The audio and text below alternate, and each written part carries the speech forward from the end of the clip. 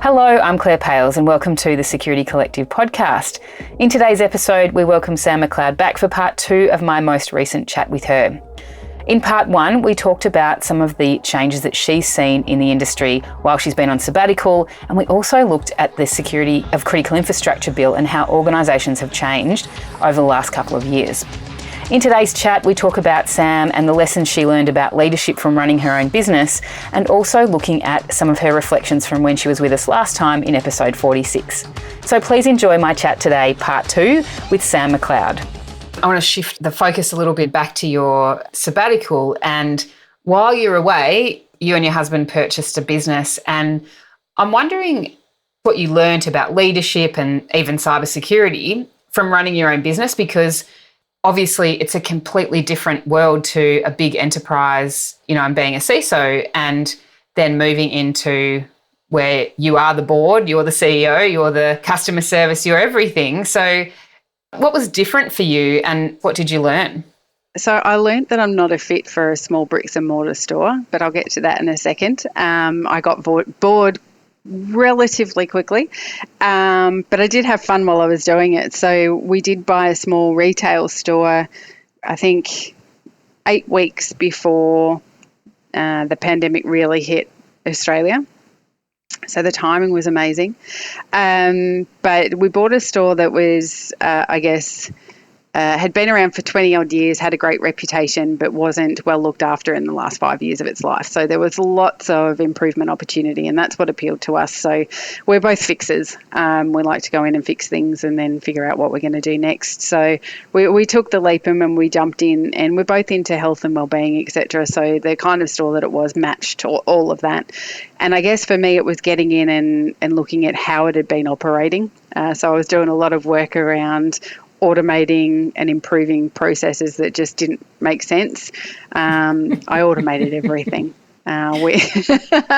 We got full inventory management. I digitized and got all the POS working, and geez, there's some great cloud tools out there, I've got to say. And so integrated a whole suite of technologies to improve the way that the business was working and just make it much, much easier on hubby and the staff to be able to do everything from purchasing through to serving a customer, which was fun.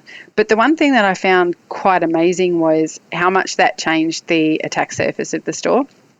So because it had been a very old set of weigh scales that plugged into a very old register where you pressed a couple of, buttons that had the word, broccoli written on it, and, and it gave you a printed out receipt.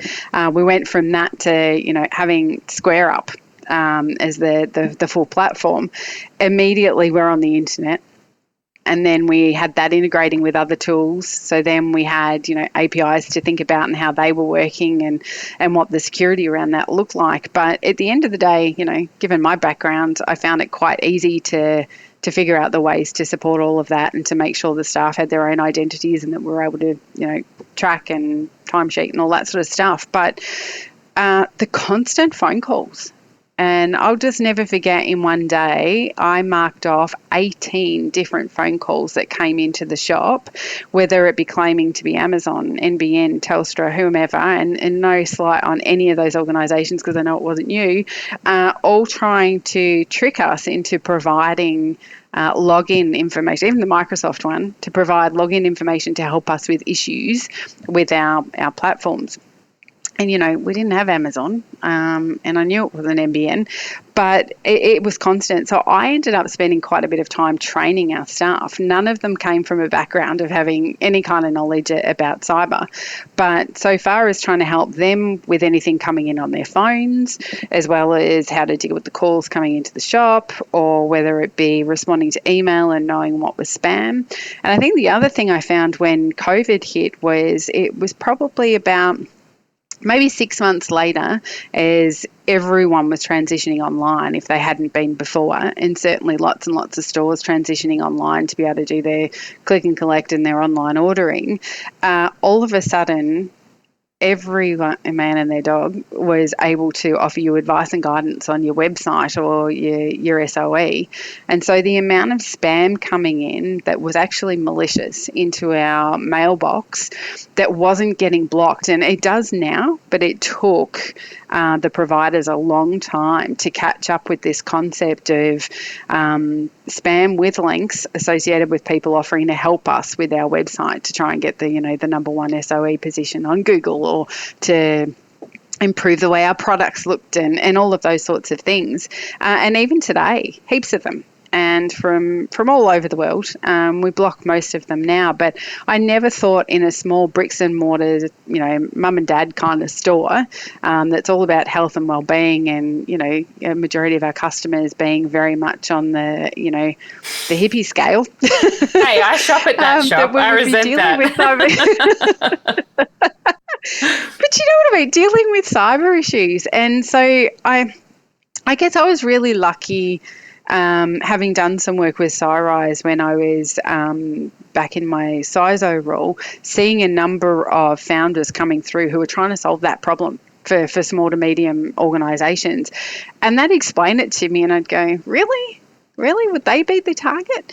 But I did have one particularly gnarly incident in one of the organisations I worked with before my sabbatical that involved small to medium businesses that were impacted in a really bad way around identity. And I kind of had a bit of an aha moment then, but geez, that grew being in the shop and looking at how we help and support each other. And so really what was funny is on the strip that we're on, whenever there was something going on like that, we would talk to our customers about it, but we'd also talk to the other shops and the peers beside us. And, fraud was huge. So I don't mind saying that at a particular time, because of online ordering, I'll do this really quickly, but, online ordering, phone call ordering, we were doing a lot with taking card numbers over the phone and entering them manually. And from a fraud perspective, that's, you've got to be careful. You've got to know who you're dealing with and make sure who that customer is to make sure that you're actually going to get paid at the end of the day, or that it's not a fraudulent credit card. But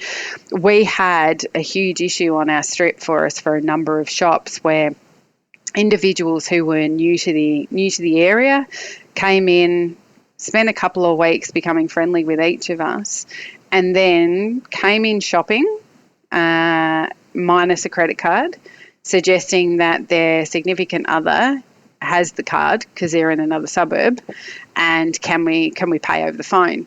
And because they'd spent a couple of weeks spending small and getting to know each of us along the strip, we were like, yeah, sure, no worries. But at the end of the day, we got pinged in our shop for, over the course of a couple of days, about $1,200. A couple of the other shops, which are different kinds of shops that sell very unique products that are quite expensive, got done for a lot more than that. And it was really interesting to see during that time frame where COVID was changing behaviours and you had to be flexible to help customers shop and get what they need, that we were taken advantage of a number of times through fraudulent activity related to credit cards. And one of the other stores in particular with a lot of online ordering had lots and lots of products to the tune of about $5,500 ordered. But because we'd already had this issue, we're able to come down and go, what do you reckon?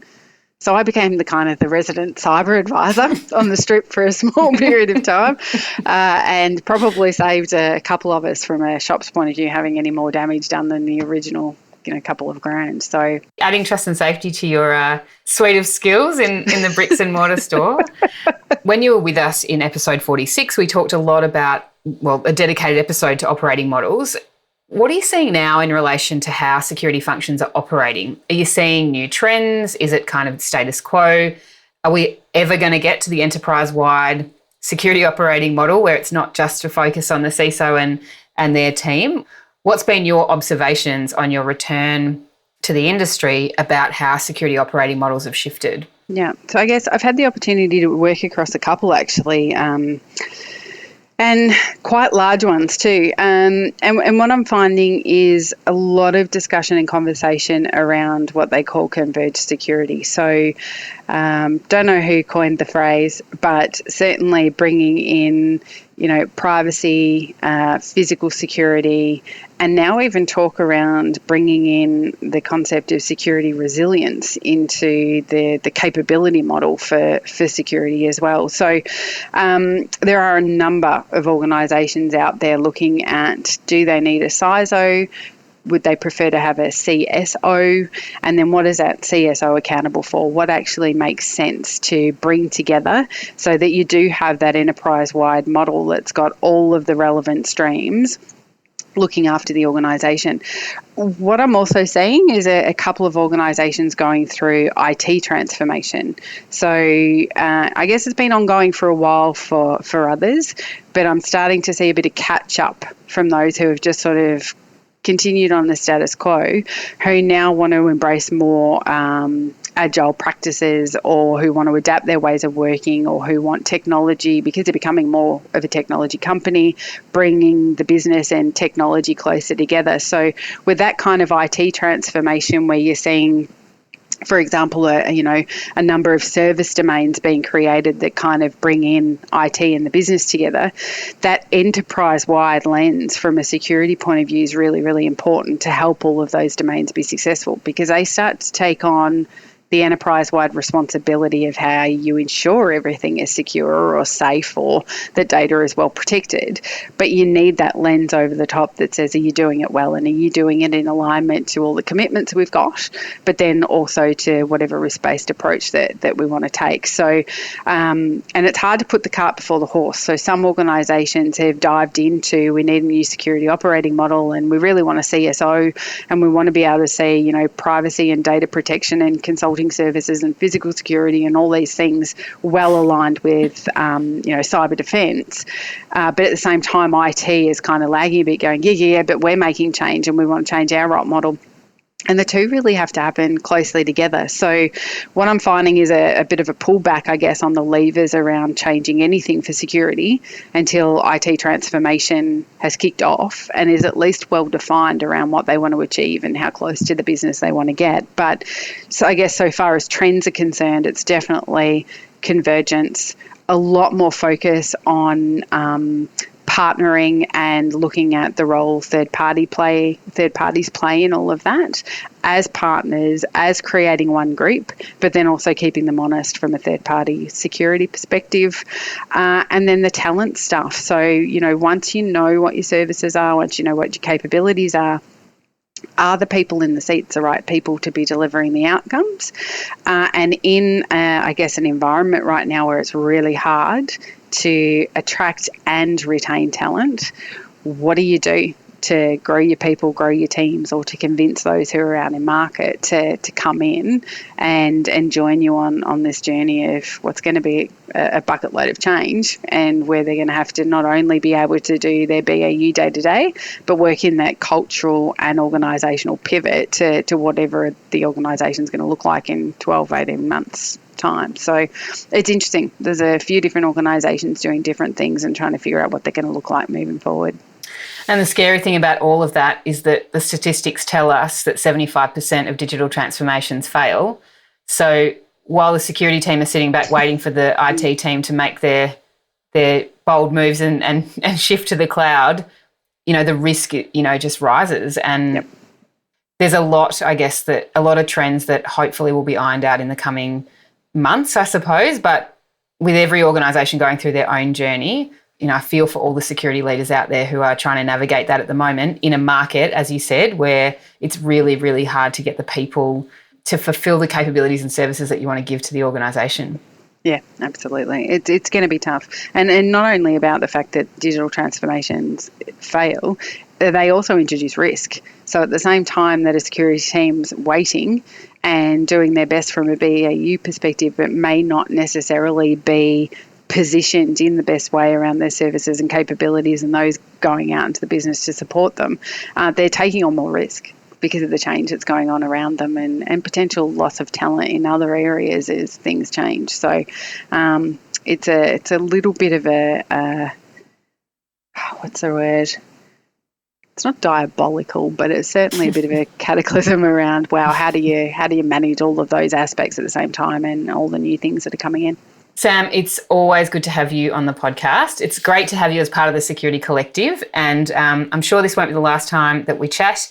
Thank you so much for coming back to join us. I really appreciate you sharing your story about your sabbatical and how things have changed over the last couple of years for you and for the cyber industry. Thanks for having me. I really enjoyed the chat. Thanks so much for joining me today. If you want more information on any of our guests, head to thesecuritycollective.com/podcast. This podcast is produced by East Coast Studio. I'm Claire Pales, and I look forward to seeing you next week.